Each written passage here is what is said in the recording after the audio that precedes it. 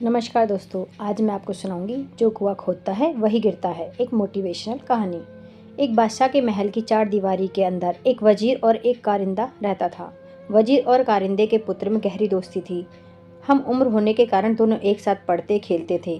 वजीर के कहने पर कारिंदे का लड़का उसके सब काम कर देता था। वह वजीर को चाचा कहकर पुकारता था। बादशाह कारिंदे के पुत्र को बहुत प्रेम करता था। बादशाह के कोई संतान नहीं थी, इसलिए वे कारिंदे के पुत्र को अपने पुत्र के समान ही समझते थे। बादशाह ने उसे महल और दरबार में आने जाने की पूरी छूट दे रखी थी। कारिंदे के पुत्र के प्रति बादशाह का प्रेम देखकर वजीर को बहुत ईर्ष्या होती थी। वजीर चाहता था कि बादशाह केवल उसके पुत्र को ही प्रेम करे। यदि बादशाह ने उसके पुत्र को गोद ले लिया तो बादशाह की मृत्यु के बाद उसका पुत्र ही राजगद्दी पर बैठेगा। वजीर की इच्छा के विपरीत बादशाह का प्रेम कारिंदे के पुत्र के प्रति बढ़ता ही गया। बादशाह वजीर के पुत्र को जरा भी पसंद नहीं करते थे, इसलिए वजीर कारिंदे और उसके पुत्र से मन ही मन ईर्ष्या करने लगा। वजीर ने कारिंदे के पुत्र को मारने का निश्चय किया। वजीर ने कारिंदे के पुत्र को रुमाल और पैसे देकर गोश्त लाने के लिए कहा।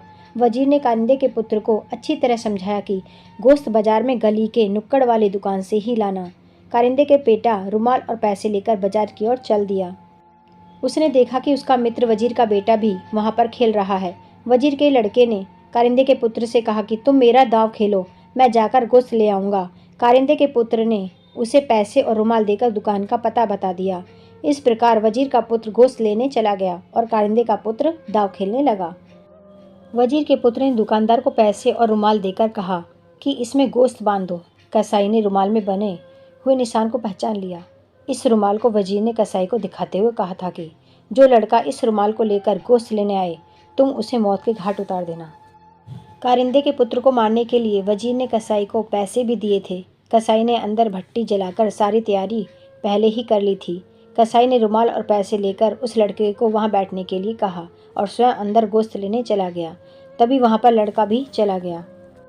कसाई ने तुरंत उस लड़के को उठाकर जलती हुई भट्टी में झोंक दिया। कारिंदे का पुत्र अपना दांव खेलकर अपने घर जा रहा था कि उसे रास्ते में वजीर मिल गया। कारिंदे के पुत्र ने पूछा, चाचा भैया गोश्त ले आया? इतना सुनकर वजीर के पैरों के नीचे से जमीन खिसक गई। तभी कारिंदे के पुत्र ने कहा, चाचा भैया ने मुझसे रुमाल और पैसे ले लिए थे और कहा कि तुम मेरा दांव खेल लो, मैं गोश्त लेकर घर चला जाऊंगा।